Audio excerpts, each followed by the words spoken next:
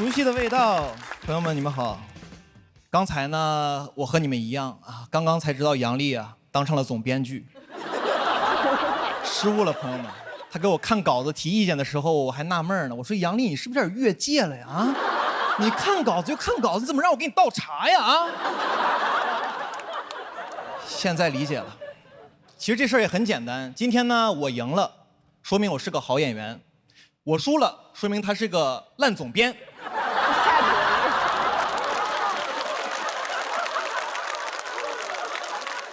哎，讲讲好久不见了，然后讲讲去年。去年在我人生中发生一个特别大的事情，朋友们，去年我同居了，年底又分居了。同居这个事儿真的不是很妙，朋友们啊，我不是不喜欢同居这个事情啊，我是不太喜欢同居那个时候那个状态自己，你知道，我变得很计较。就平常我自己住的时候，平常在家里面打扫卫生、叠被子、洗衣服，我自己来我都 OK。当我跟一个人同居之后啊，我干这些活的时候，打扫卫生的时候，我就变得不情不愿、絮絮叨叨的。我说这活都我干了啊，我是你佣人吗？我啊，我还是小北吗？我这不小北子吗？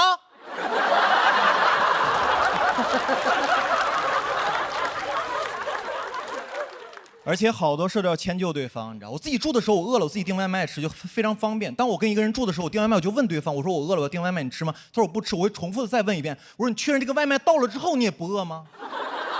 如果这个外卖到了之后你饿了，你吃我外卖的话，我就有点生气了啊，因为我这人比较护食，我是狗。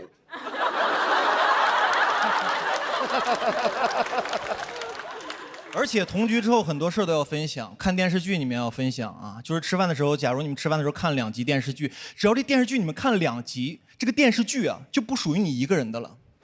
啊，假如有一天你自己在家住啊，有点忍不住了，偷偷摸摸的钻进被窝里看第3集，朋友们，这个行为跟出轨没有区别。你永远要等另外一个人完全没有事情的时候，你们开始看第3集。后来我俩分手了，分手的第3天呢，我把《甄嬛传》全看完了。而且同居很多事我都受不了，处理不了。同居还有很多难免有一些摩擦嘛，生活中摩擦都还好，我最接受不了的就是晚上你们还要睡在同一张床上，太尴尬了，朋友们。我从来没有想过白天2个人互相说特别难听的话，恶语相向，你们晚上还要睡在同一间屋子里面，睡在同一张床上。我以前唯一知道的场所就是派出所了。而且那个气氛太压抑了，我在家里面都不敢大呼吸，我刷短视频都不敢笑。但凡你这个人乐观一点啊，说明你对这个争吵不是很尊重，你知道吧？当然有好的时候，热恋的时候，很多时候呢，看似很多很浪漫的行为，比如说一起抱着睡觉，一般就2种经典睡姿。第一种呢是男生平躺，然后用右臂啊环抱女生在胸口睡觉，等这个女生睡着半个小时之后啊，把这个右臂抽出来，然后甩一甩再睡啊，这是第一种经典睡姿。第2种经典睡姿呢，就是女生平躺，男生用左手环抱她，但右臂被自己压住了。我想了一下，这个右臂啊怎么睡都是废了。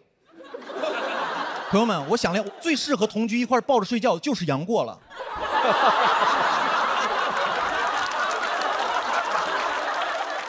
而且2个人睡觉真的不是很舒服，因为我属于神经比较衰弱的那种人，你知道，我觉特别轻，我特别怕旁边人发出动静，就打呼噜啊什么的。其实打呼噜打得匀都还好，我就怕那种打得不匀的，打着打着突然停了，我这神经衰弱，我能睡着，我噔一就起来，我说看眼鼻息，看眼鼻息，怎么没鼻息了呀？啊，我手麻了。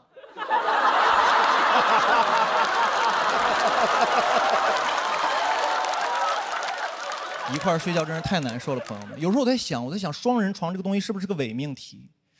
因为以前我在故宫里面看那些博物馆里面那些床，古代床都非常小非常窄，会不会有一天那古代的有一个那个做木床的人，然后他就想，他说哎呀，他说我们最近那个现在睡的床太小了，我们做个大床嘛，我做个那种5尺4的床，特别大，然后一个人在上面翻来覆去，睡得特别舒服特别爽那种。然后这个床我们就取个名字叫爽人床。爽人床。建国给写的呀。然后这时候一天津人进来了，他说这是嘛呀？这是双人床，这双人床得双人睡呀，朋友。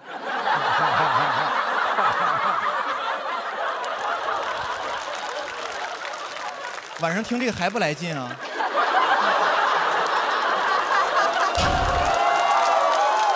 我要翻跟头了，朋友们。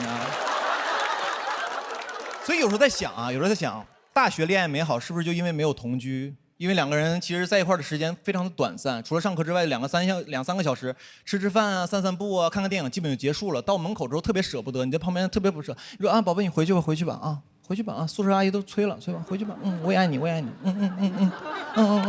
转身之后回宿舍玩去了，你知道吗？每个人有各自的空间，我觉得挺好的，我觉得这真挺好的。所以大家现在如果条件允许的情况下，尽量就不要同居了。我给大家提出一个特别先进的谈恋爱的方式。叫做走读。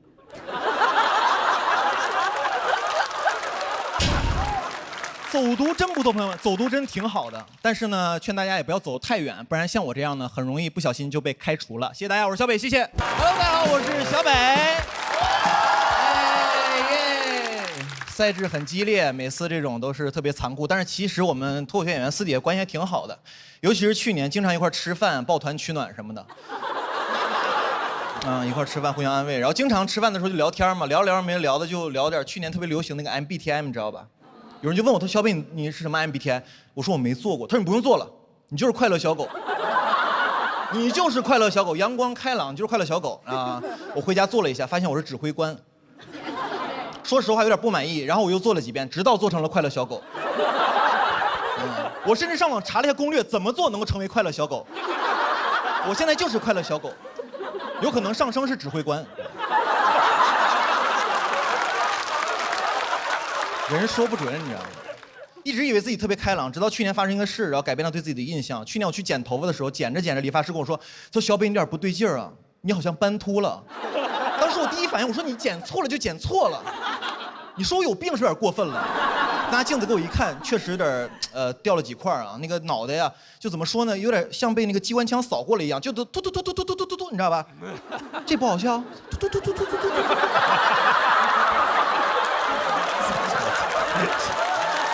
又来。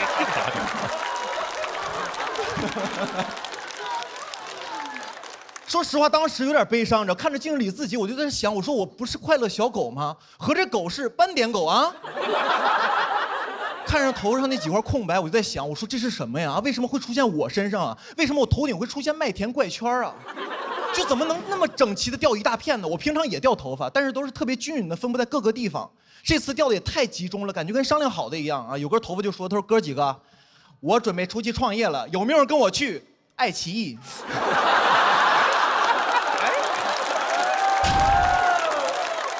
开玩笑。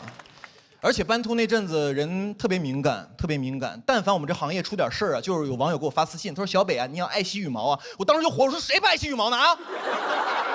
你不懂，是我的羽毛不爱惜我。我后面有点紧张，还是去看了皮肤科，去医院看了，然后医生非常淡定，他说现在上海很多年轻人都有这个状况，都会斑秃啊，很多人因为焦虑压力大。我说大夫不可能，我是快乐小狗。那大夫说：“先生，你不要着急，有两种情况，一种是你压力大、焦虑，还有一种情况呢是这个你血有问题，之后可能要做化疗。”我说：“你要这么说的话，我压力确实有点大。”我就非常着急，你知道，我就问大夫，我说：“我说大夫，我这怎么才能好啊？”他说：“你平常几点睡啊？”我说：“这个平常晚的话就是8、9点，早的话就是12点。”大夫说：“我有点没听懂。”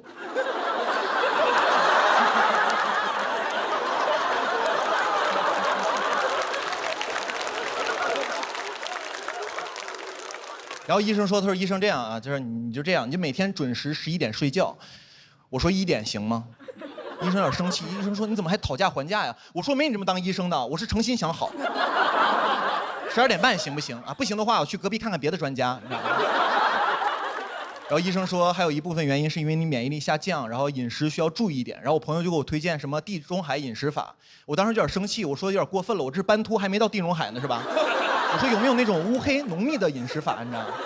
然后我就看了一下那个地中海饮食法，我不知道你们有没有试过啊？其中有一项就特别有意思，他说，你早上起来空腹喝1小杯的橄榄油，神奇吧？没听说过吧？就喝1小杯橄榄油，然后再吃点生菜，在肚子里面呢搅拌一下。我当时心想，我说这沙拉非得分开吃吗？啊？我说这什么饮食方式？我说这个肚子跟个锅一样，先喝口油呛锅。我说怎么想的喝橄榄油？我说那玩意儿能喝吗？谁会喝那玩意儿啊？我喝了，太难喝了。那次喝橄榄油怎么说呢？就感觉有点挂壁。很多东西放到嘴里啊，一不注意啊，它就滑下去了。吃葡萄滑下去了，瓜子儿滑下去了，口香糖滑下去了，你知道吗？后来发现啊，这个牙线也没有那么难消化，你知道吧？然后网上还跟我说，他说健康的生活方式最好是那种饮食清淡、少油少盐、定期运动、适度交友。我说这个生活方式怎么跟狗一样啊？还有些人把那个自己那个体脂练得特别低啊，就感觉这个人啊特别的柴，你知道吧？我当时一看这人，我说柴犬。而且那些体脂特别低的人，我在想那些健身的人真的开心的吗？你们见过那些人吗？体脂特别低那种，跟穿个羽绒服一样。他们最开心的时候就是健身打比赛的时候，每次都这样。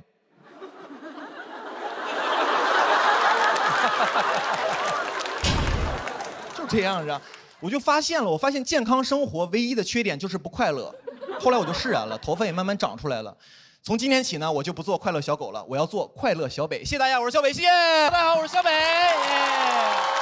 耶，大家好，大家好啊！今天确实就是行动有点不方便啊，前2天腰伤了啊，最近都没有人笑我太疯癫，都笑我腰不好，确实不太灵活。前2天我去健身房练了2下腰就伤了，我当时想，我想录节目，我保持一个好的精神面貌，结果就成这样了，你知道吗？当时呢，其实就是想状态好一点。结果越练越差，真的是南辕北辙，背道而驰，莫名其妙，朋友们。当时做了个力量训练，你知道，硬拉40其实对于一个成年男子来说，其实已经非常轻了。然后我跟大宅说，我说大宅，我硬拉40腰伤了。他说，北啊，是一边40吗？你这就不叫硬拉，你这叫滴溜。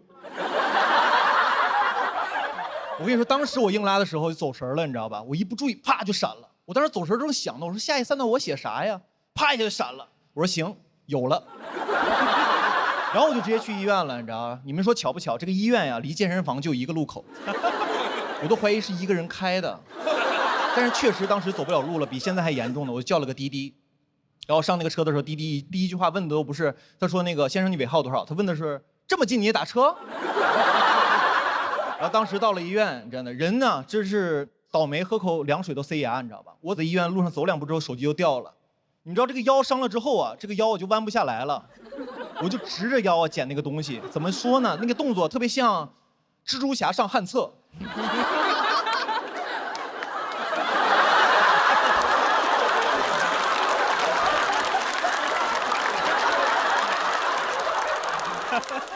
前2天参加一个越野跑活动，其实是个活，很久没接活了。我朋友对接过来，他说小北有个越野跑的活，不过预算有点少。我说多少？他说参加完送你双鞋子。我说也行，之后也不用花钱买鞋了。那我说不能再低了啊，必须是1双鞋子，2只哈，左右脚哈，1个码哈。你们了解越野跑吗？那天我也是跑完之后才了解。这个越野跑给你们解释，也就是在山里跑步，然后一会儿快一会儿慢，有上坡有下坡，很可能跑着跑着就没路了。怎么说呢？有点像脱口秀行业。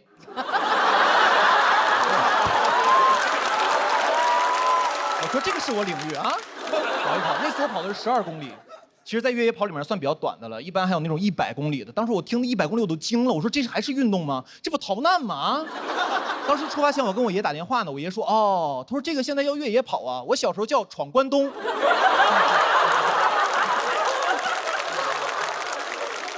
那天有1000多个人参加，你知道，所有人在起跑线准备，发令枪一响，所有人比赛要开始了，但根本就跑不起来，你知道吧？我原地踏步了1分钟，然后慢慢就跑起来了。跑起来之后，说实话，跑一会儿我就开始累了。然后当时一抬头发现刚到起点，谁能想到我都30了，又一次输在了起跑线上。真的是身体不好。那天跑2下之后呢，左腿就抽筋了。左腿抽筋之后，我跑着跑着说：“哎呦，抽筋了，左腿！”然后前面有个女生回头笑我：“啊，左腿抽筋了。”然后他又岔气儿了。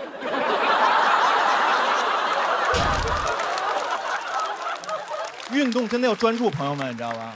看看我这个腰现在啊。那天我越野跑听到最多的一句话就是“让一下”，加油，让一下。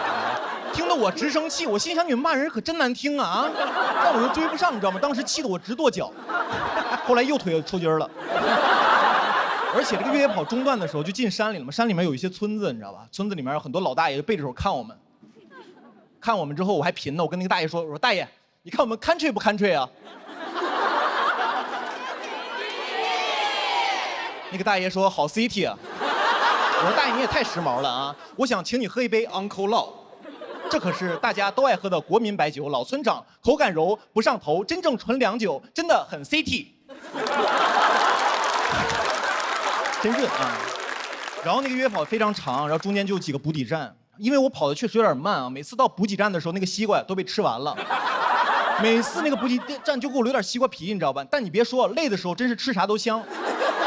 但我觉得这个补给身体啊，不如补给我的斗志。我觉得你补给点你就放点现金。你第一个补给点放100，第二个放300，你就递增。如果给我换成硬币铺一路就更好了。具体的可以参考《神庙逃亡》。那我感觉我能一直不停的跑，一直不停的捡钱。以后我在越野跑圈就有个闻风丧胆的名号——小北 ，A.K.A. 暴走存钱罐。我呢，其实一直在队尾不紧不慢的跑，跑得有点慢啊，因为是个邀请的活动。中间呢，然后那工作人员还给我发微信，他说：“小北加油，终点等你。”后来发的是：“小北，你快跑2步，都等你下班呢。”当然最后我还是完赛了，因为后半程呢我全力冲刺，因为他们最后给我发的微信是：“他说小北你在哪儿呢？发个定位，山里有狼。”那天回去之后呢，说实话我有点受打击。觉得还是要锻炼身体，不能被人笑话了啊！明天我就去健身房做力量训练，录节目我要保持一个好的精神面貌，不要干太猛，就硬拉40就可以。谢谢大家，我是小北，谢谢。Hello， 大家好，我是小北。很开心，很开心，观众朋友太热情了，太热情了。最近呢，我也在巡演本人的演出《小北指南》，每次观众也很热情，每次一出场的时候，观众们欢呼、鼓掌、拍照都特别开心。什么时候不开心？就你演个5分钟、10分钟之后啊，你发现有几个观众脸突然就亮了，有几个人就开始在那玩手机了，这光从下面打到脸上跟个鬼一样，你知道吗？但其实我特别理解，因为手机确实太好玩了。我现在也特别爱玩手机，我很难干一件事不玩手机，你知道？现在我吃饭的时候，打开那个外卖盒子，打开一个电视剧，打开手机的朋友圈，就我脸冲的一个方向的五官都不一样，你知道吧？像我一个朋友小佳。哎呀，而且这个电子设备现在有个功能，就是每天提醒你，就是用电子设备的总时长。他有天提醒我每天玩电子设备的总时长是25个小时，我都懵了，你知道吧？我尤其喜欢刷短视频，现在短视频都有一个用户画像嘛，然后我的用户画像肯定特别奇怪，因为我平常喜欢刷一些 NBA 的视频，喜欢刷一些黑人笑话，喜欢刷一些冬泳的老头儿，我的画像很可能是一个喜欢黑皮体育生的老太太。很变态，但就是我。而且现在我玩手机玩都魔怔了，我看很多事儿都容易走神呢。比如看电影，今年有个电影叫《周处除三害》，你们看了吗？最后那个主角行刑的时候给准备了一桌子饭菜、香烟、啤酒，我就有一个问题，我说手机呢？我说这顿饭没有手机我死都吃不下去，你知道吧？我现在太爱玩手机了，而且手机的信息量太大了，我玩不了手机我特别焦虑，特别着急。现在不仅我，很多人坐飞机没有网他都会焦虑，你知道？然后很多人在飞机上没有事干的时候就会打开自己的相册。回忆自己的生平，我前2年过得还挺好的，怎么去年怎么成这样了呀？啊！有一次我坐飞机的时候没网，特别着急，我突然就闪了一个念头，我说飞机怎么这么慢呢？我有这个想法几秒钟之后，我反思，我说小北这已经是最快的交通工具了，你知道？我在想飞机这东西刚发明出来的时候，也不是为了当载客工具用的，你知道？没准就是一帮极限运动爱好者，闲的没事干。莱特兄弟的哥跟弟弟说：“的弟弟。”我最近想飞，那弟弟没有骂他，说你有病吧？弟弟说是，我说我也是，要不咱俩是莱特兄弟呢？而且我觉得莱特兄弟绝对不是第一个有飞机这个 idea 的人，但他们绝对是第一批安全着陆的人。有时候我在想啊，莱特兄弟之前会不会是莱特3兄弟？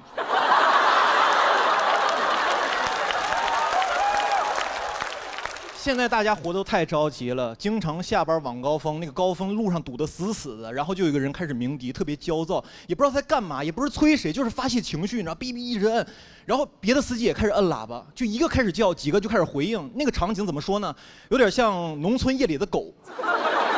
我觉得现在大家路怒太严重了，我发小就是，你知道，但我发小路怒的特别均衡，就是他开车的时候会骂行人，走路的时候骂司机，但是走路的人和开车的人都会骂一种人，就是电瓶车。电瓶车骂谁呢？还是电瓶车。电瓶车这人太厉害了，不仅谁都骂，还哪儿都能去。机动车道、非机动车道，人行道，感觉在哪个道上都不太要命。我看出来了，这个电动车呀能混黑白两道。而且骑电瓶车的人，我觉得有一句人生格言，就是“道可道，非常道”。你问他谁说的，他特别自信，老子。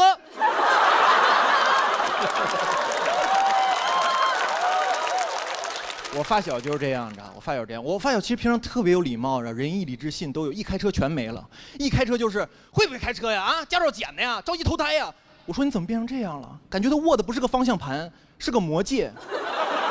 平常都好好的，一摸那个方向盘 ，My pleasures。吓死我了，没说错，差点说 My passion。现在我觉得大家多多少少都有点路怒症，然后我就发现从根儿上就不对劲。一开始教你的人就是一个暴躁的人，驾校教练。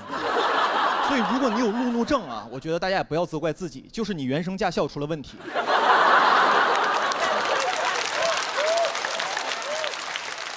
朋友们，你们想一想，你们开车的时候是不是易怒，难以建立信任，感情冷漠，难以共情？这都是你在教练的耳濡目染学来的，你知道吧？讨厌教练，理解教练，成为教练。幸福的驾校治愈一生，不幸的童年需要交警治理。最后呢，希望大家路怒的时候冷静一下，不要冲动，也不要问候对方的父母，我觉得挺不好的。实在不行，你可以问候对方的教练。谢谢大家，我是小北，谢谢。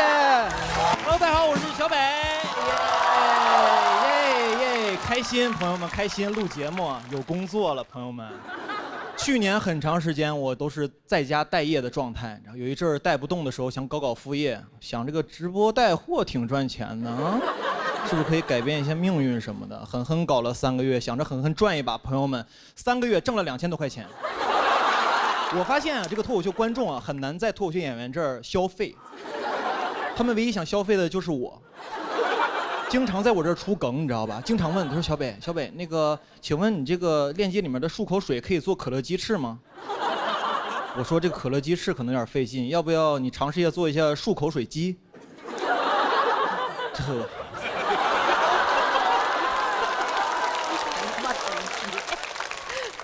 很多人还有人问我，他说：“小北，你为什么不卖点美妆产品？之前不是做过美妆博主吗？”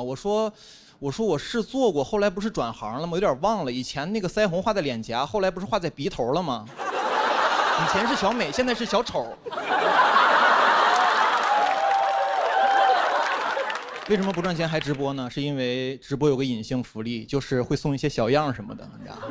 那些东西用着用着呢，就有点恐怖了，一下子把我的生活品质拉上来了。很多东西我都不用啊，比如说漱口水，我平常都用自来水漱口。后来用着用着，我发现离不开这些东西了，你知道？我最开始直播的初衷是什么呢？就是给观众们挖一个消费陷阱，后来自己跳进去了。因为我知道一个道理，就是由奢入俭难，朋友们，很多事情你体验之后呢，就很容易习惯。尤其是这2年啊，上了节目之后呢，偶尔会做一下那种头等舱什么的，基本都是客户订的。第一次做的时候就客户订了，但我不知道他给我订了头等舱，我背个小书包就去安检去了，走的是那个经济舱那个队，你知道吧？然后当时还特别怕飞机餐难吃，特意吃了碗和府捞面。我说我已经是个小男子汉了，一定要照顾好自己，吃得饱饱的上飞机。然后登机的时候排的也是那种经济舱队，然后当时那工作人员给我看，他说：“先生，看一下那个登机的码。”我给他看了一眼，他看完之后，然后一抬头看着我，两眼放光，感觉眼神里面就4个字：与民同乐。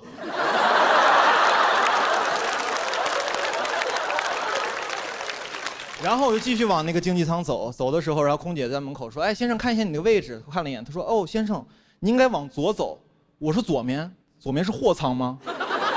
他说您是头等舱。我说我是头等舱。他说对，您是头等。我说我是头等舱。那感觉就是哇，哥们儿，你混出头了，你知道吧？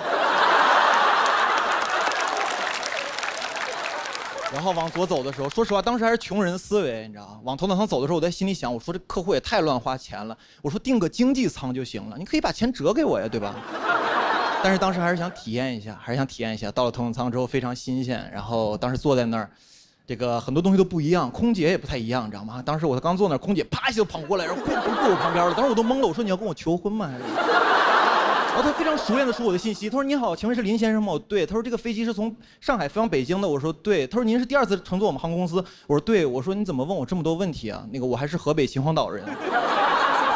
我是13年读的大学，17年毕业，后来找不到工作讲脱口秀，对。我说这个东西也不是我定的，我是客户给我定的。我要是不行坐后面也行。那个我说你蹲着累不累？要不你坐会儿，我蹲会儿。然后呢，其实也没有问这么多啊，就是很关心我。然后他就问我，他说：“先生，我们一会儿有这个头等舱特殊的餐食，你要吃吗？”然后看了一下，很丰盛。但我说我刚才吃了和府捞面了。他说：“哦，您的意思是不使用餐食了是吗？”我说：“我可没这么说哈。”别吃。然后呢，他就走了，我就开始参观那个头等舱。头等舱确实很贴心，准备了很多东西，小毛毯、小枕头，还有小拖鞋，我都用了用。拖鞋我也换上了。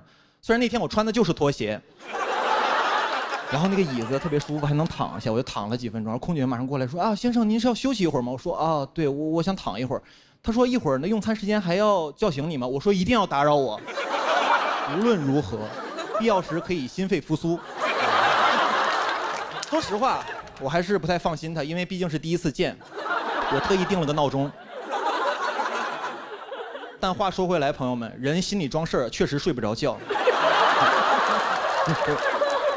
然后当时就特别无聊嘛，我就特别好奇，这个头等舱的旅客一般坐飞机的时候干嘛呀？我就看了一下，那很多商务人士穿着西装革履，打开笔记本啊，开始写，就是办公什么的。当时我看的时候，我说我也办会儿工啊，我把我那小平板打开了，你知道，我说我准备写会儿段子。朋友们根本写不出来，一点负面情绪都没有。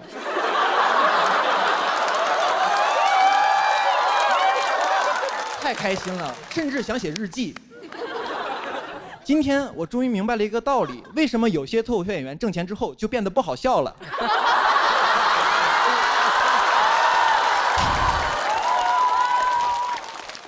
朋友们，头等舱真的很舒服啊，但是我每次坐完之后都特别害怕，因为我特别怕自己习惯这种生活。每次坐完头等舱，我要跟自己说小北，头等舱这种服务不属于你，经济舱才是你生活的常态。因为我这2年最大的感受，朋友们，就是世事无常。很多事儿体验着，你就没有机会再体验了，你知道吧？那种生活对我来说很不踏实啊。我踏实的还是每次回到我老家河北的时候，然后出火车站打个出租车，一上去你就问师傅，你说师傅，那个天太热能给我开会空调吗？他说空调不要钱呀。我说舒服了，这才是我生活的常态。然后我跟他说，师傅，我去哪个小区？他说怎么走啊？我说我也不太清楚。他说你有导航吗？我说师傅，你为啥不导航啊？他说我手机导航的话，怎么刷短视频呢？当时我坐在副驾，司机不知道方向，只有我知道方向。我觉得我是这个出租车的领航员。朋友们，做什么事儿不重要，知道方向才重要。谢谢大家，我是小北，谢谢。大家好，我是范志毅。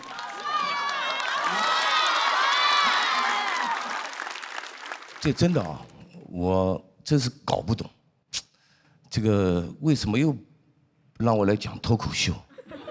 这14亿人里面就凑不出一个能会说脱口秀的嘉宾了吗？怎么又把我找回来了？不是来过了吗？他们说不是那个节目了，怎么不是？王建国、杨笠都在。哦，转会了。啊，原来的荣誉都拿到了，该拿的都拿了，跑爱奇艺来捞钱了。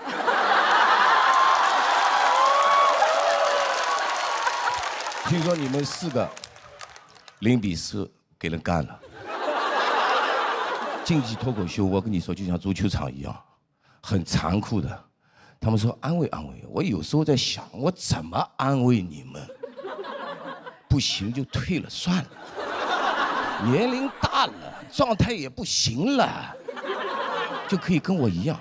不，足球也有可以学的地方。哎，下来搞搞青训，对吧？搞搞俱乐部，培养一些年轻人，完了带着他们冲出爱奇艺，走向腾飞。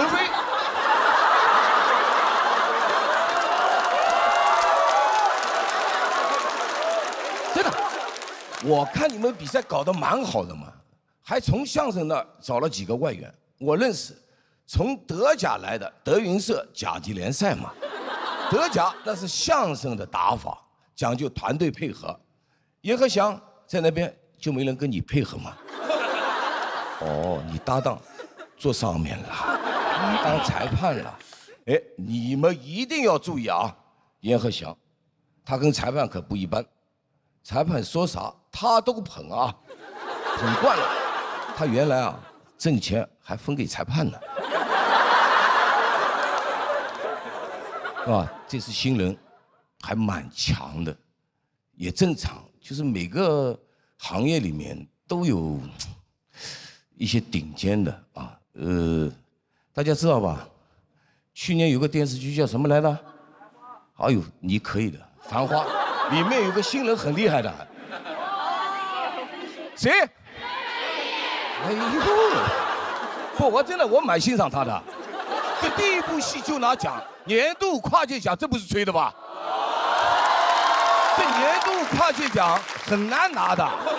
你告诉我，这胡歌、唐嫣能拿吗？他没有这个资格。说白了，我这个剧本来不想接的，我又不是这个行当的，到时候给人家添乱，我都不知道怎么弄法了。所以《繁花》剧组找到我，我就拒绝了。我说我不会演戏的。对面说：“范老师，我们了解你，你能演。”我说：“等会儿，你把话给我说清楚了。我一个踢球的，不搞假的，从来不演戏。不要演，我早就进去了。没有进去别的剧组了。”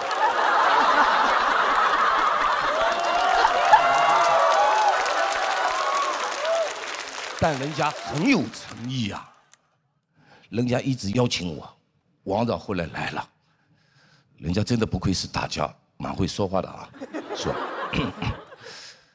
范老师这个角色呢，跟你性格很像，脾气很火爆，爱骂人。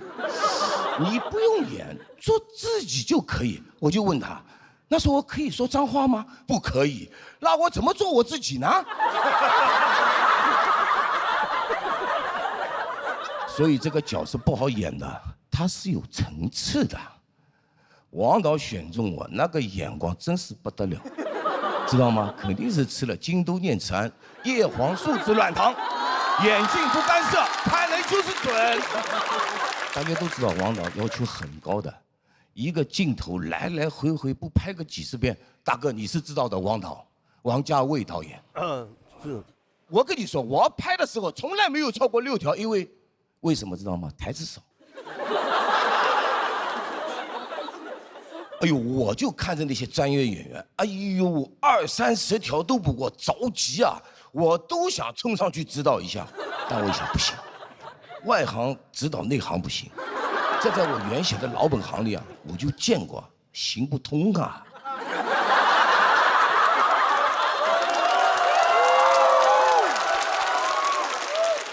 真的，我后来在想，做什么总要有什么样子，玩要有玩相。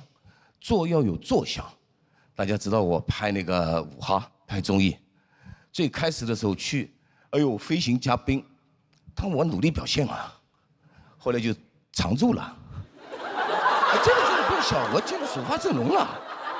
就是说我为什么要讲这个，我就是怕我表现太好了，这个节目非要把我留下来当常驻，我很忙的，我通告很多的，我是没有时间的，这个月。也就20、21、22 3天有时间。那你们听懂了吧，导演？最后啊，我得说一下，大家今天既然是来比赛的，我就觉得首先是好好比，尽全力。节目说，哎，鼓励鼓励这些年轻的选手。要我说啊，这些鼓励的话说了都白说。说完以后啊，你能赢到好了，啊，关键还得靠自己，我觉得。啊，如果说是要鼓励的话，我肯定不会先鼓励你们，肯定不会鼓励你们，我先鼓励国足去了。我说了，我去了啊！谢谢大家，我是范 Z。哎，大家好，大家好，大家好！哎，谢谢，我是小鹿啊。我最近呢结了很多婚，跟同一个人啊。我第一场婚礼呢是在北京办的，第2场呢是在我云南老家。哎，我老公呢是一个澳大利亚人，他家里人是第一次去云南啊。一到我们那个小县城呢，我婆婆就问我说：“小鹿，云南婚礼有什么 dress code？” 我说啊，你就 dress 到不觉得 cold， 也别 dress 的太 hot。婚礼没有穿搭要求，对他们来说非常的文化震撼了。但他们最震撼的还是我老乡吃席的速度太快了。为了保证婚礼的体面完成啊，我都提前算好了，一定要到仪式的最后再发筷子。但那天我一进场就看到有人已经吃起来了，没错，老乡自己带了筷子。大意了，光想着晚点发筷子，怎么不想着晚点上菜呢？我要是晚点上菜，他们不就自己带菜了吗？他们吃席真的是太快了，我还在台上念誓词呢，已经有人掏出塑料袋开始打包了。我在那无论贫穷还是富有，老乡不管大虾还是猪肘。我说一生一世永相守，老乡说能带走的都带走。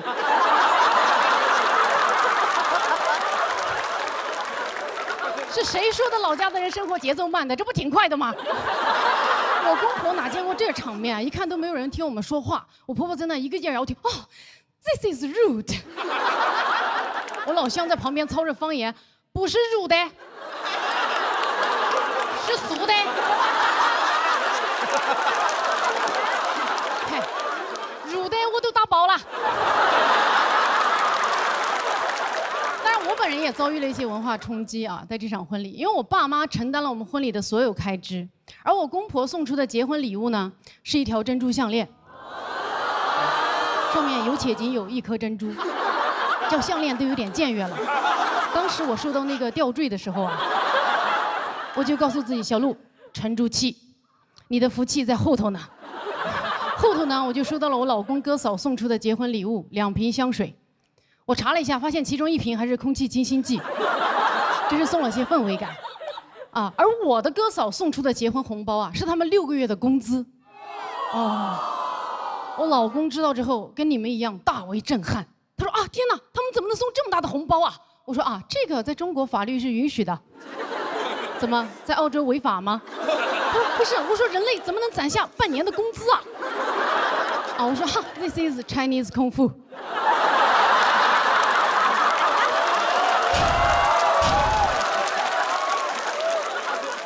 确实是有文化差异的。对于婚礼啊，我家人提供物质支持，他家人提供情绪价值。婚礼那天，我在台上往下看，几乎所有人都在那埋头干饭啊，都觉得婚宴嘛，吃了上顿没下顿啊。只有我婆家那一桌人啊，睁着个大眼睛，就是坐的一群人啊，坐的跟那个小狐獴一样。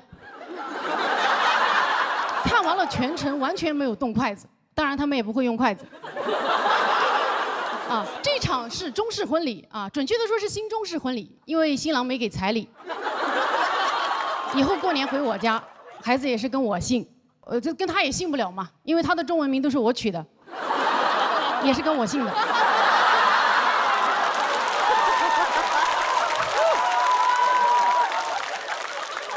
我就跟他说，我说按照中国的习俗啊，你这个就算入赘了。他说啥是入赘？我说就是以后啊，你就是我爸的儿子了。他说哦，那你就是你爸的儿媳。我说啊，倒也不能这么反客为主啊。但是啊，一般人不喜欢入赘的。他说为啥？我结婚不用花钱，还成你们家里人，我爱入赘，我要多多入赘。我非常理解他为什么爱入赘啊。我们北京婚礼是我包办的。云南婚礼是我父母包办的，他一个澳大利亚的白男，在2024年成了中国包办婚姻的受益者。他当然爱入赘了，对他来说一切都是最好的安排。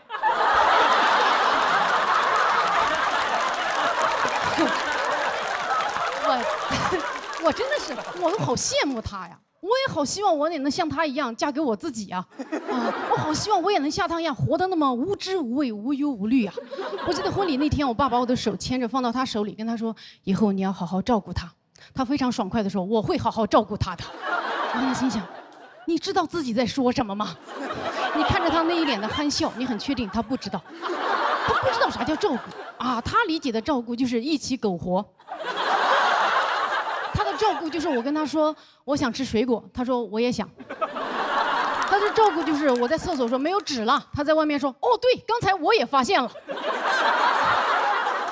这也是难怪啊，所有的婚礼都是爸爸把女儿交出去，因为但凡是反过来，这个后果就不堪设想了啊！要是我婆婆牵着她的手放到我手里跟我说以后你要好好照顾她，我的脑子里会迅速飘出无数个具体照顾的画面。比如他大半夜喝多了回来，躺在地上哇哇乱吐，边吐边说我爱你，你不得不大半夜爬起来崩溃纠结，到底是先收拾呕吐物还是先终结这令人作呕的爱情。比如他马上就要出差了，飞机都快赶不上了，行李也没收好，24寸的行李箱放进去几件衣服就装不进去了，要爆炸了，还说他尽力了，你看不下去了，亲手一件件收纳完之后，发现所有的行李只占了行李箱一半的一半。他看完之后不以为耻，还笑着跟你说：“牛啊牛啊牛啊！”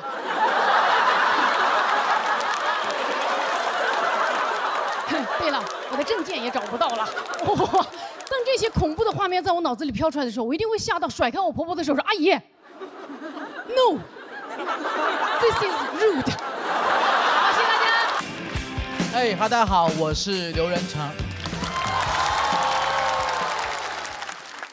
我现在是在上海生活，平时出门我主要靠骑电瓶车，但我一直有个习惯，就是我不太喜欢戴头盔。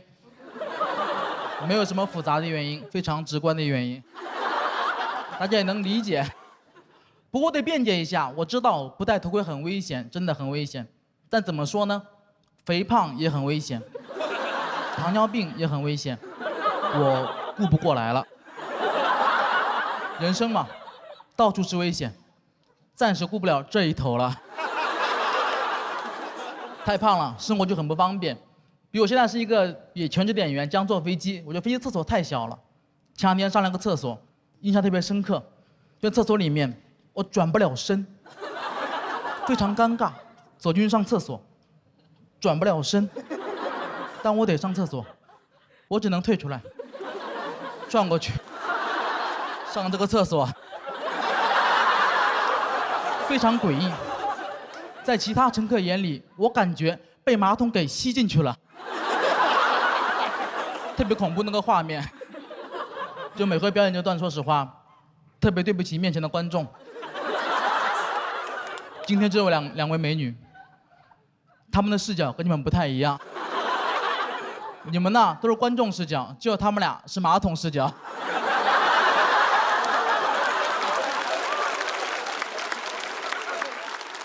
当时我真的很小，坐不下去，就想坐下去的话，我只能不断的把身体往下挤。就往下挤，往下挤。就当我坐到马桶上的时候，我发现我被死死的卡住了。这个时候好死不死，飞机开始了颠簸。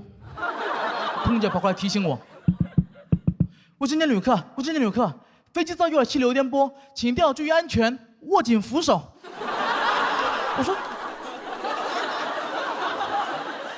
就没有这个必要了，已经够紧了。你给我倒杯咖啡来吧。”我想松弛一点。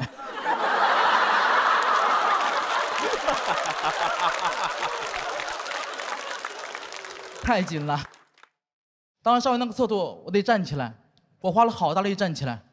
我站起来一瞬间，我甚至听到了一个声音。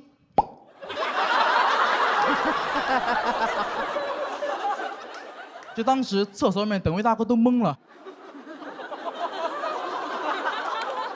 怎么？里面开香槟了？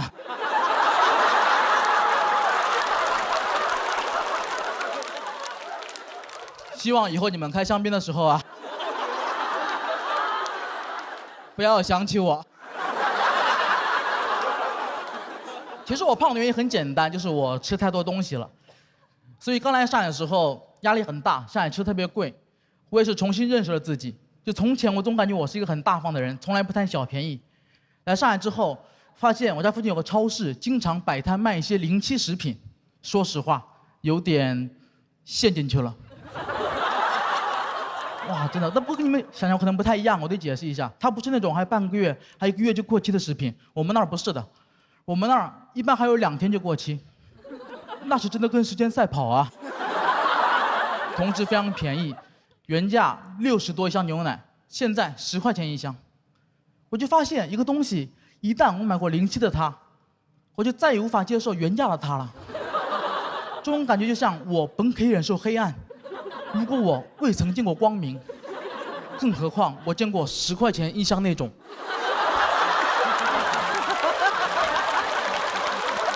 自我反思吧，我觉得我这个人不够慷慨什么的，但最近我的朋友们不这么觉得，我的朋友就对我非常大方，因为我经常无缘无故请他们吃饭，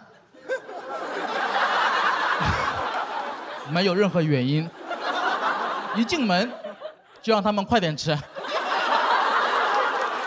上一次付航来我家问我呢，说今晚吃什么呀？我说别问我，时间会给你答案。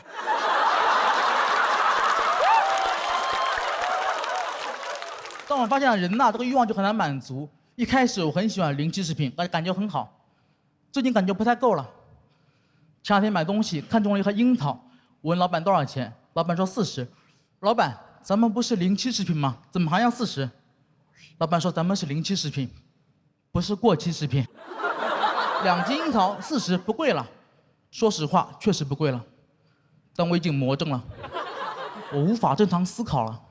那过期的多少钱？这时候旁边阿姨看不下去了，小伙子，你有病啊？那过期的你不用买呀，你去捡好不啦？我说有道理哦。老板，咱们一般扔哪儿呀？当然说这么多啊，我说什么自己不戴头盔、临期食品什么的，大家不要误会，我觉得我是什么自暴自弃，没有啊。我只是有了新的发现，比如说保质期的东西啊，它只是最佳赏味期，食物过了保质期，它不一定会直接变质的，只是有概率而已。所以我现在在家吃饭，有点像赌博，赌赢了开香槟，赌输了开香槟。